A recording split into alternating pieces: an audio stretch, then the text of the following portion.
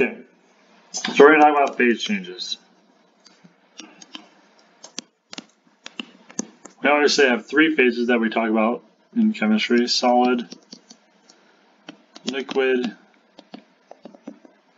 and gas. There are more phases like plasma, but that's physics. We won't talk about that. So let's just talk about what a solid is. If we have our molecules or atoms, doesn't matter. They're more or less lined up, not necessarily like this, but they're rigid, okay? Solids are rigid. They don't take the shape of a container, and there's very little motion.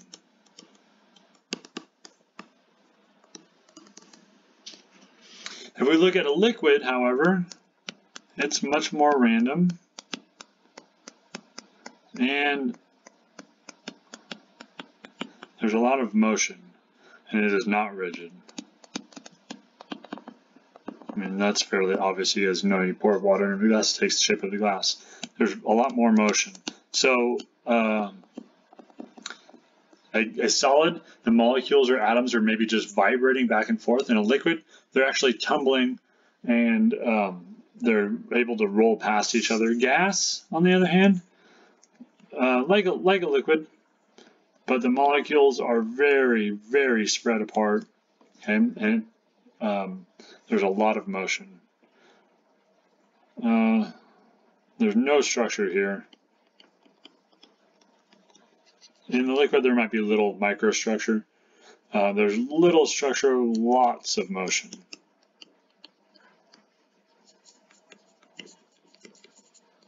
Okay.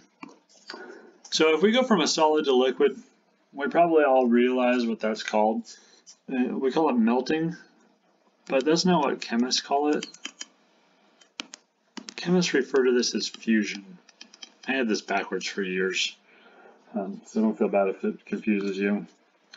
And what's the opposite of melting? That's just freezing. And then liquid to gas, that is vaporization.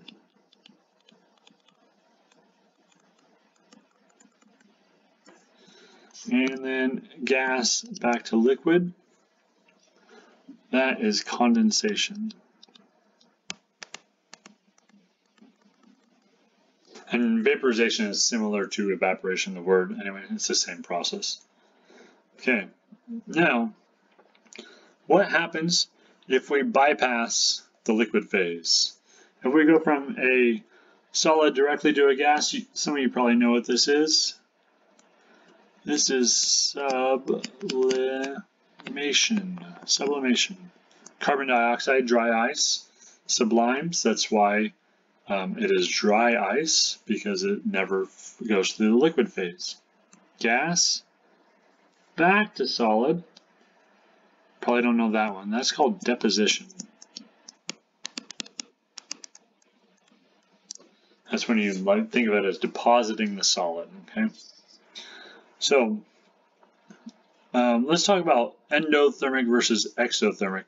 Basically, when are we adding energy and when are we removing energy?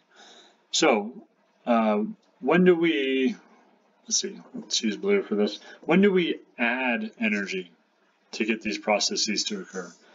Does that take energy to go from a gas to a liquid to a solid? Or does it take energy to go from a solid to a liquid to a gas? Yeah, this direction. This, we have to add energy, so this is endothermic. Yeah, that's a bad pen to write worth.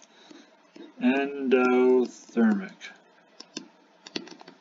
I guess I can just write that up there, like that. The whole process is endothermic. Okay, everything going from solid to liquid, liquid to gas, or solid to gas is endothermic.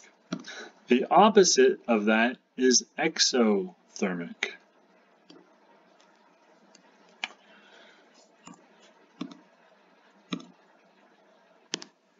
And these are all exothermic. That is not at all obvious, I realize that. And remember, exothermic means it gives off heat. Endothermic means it absorbs heat. It's pretty obvious that to get water to go from a liquid to a gas, you have to add heat to it, so it's endothermic.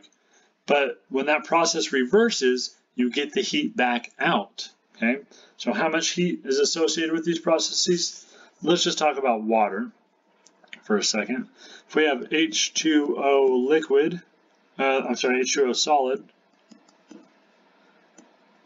going to H2O liquid, we have the delta H of fusion, what that is called, and that for water is 6.01 kilojoules per mole. Okay. Now what if we flip that around? H2O liquid going to H2O solid. We don't call this delta H of fusion, although it really is, but it's the opposite, negative 6.01 kilojoules per mole. Okay. Put the energy in one way, you get it back out the other way. And why is that? Why do we have to add energy? Well, let's look up here. Going from a solid to a liquid, we have lots of order, not much motion, to no order and a lot more motion. Okay.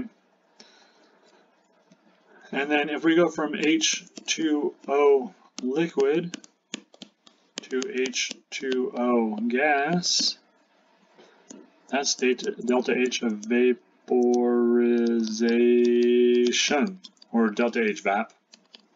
That is 40.7 kilojoules per mole. Why so much more?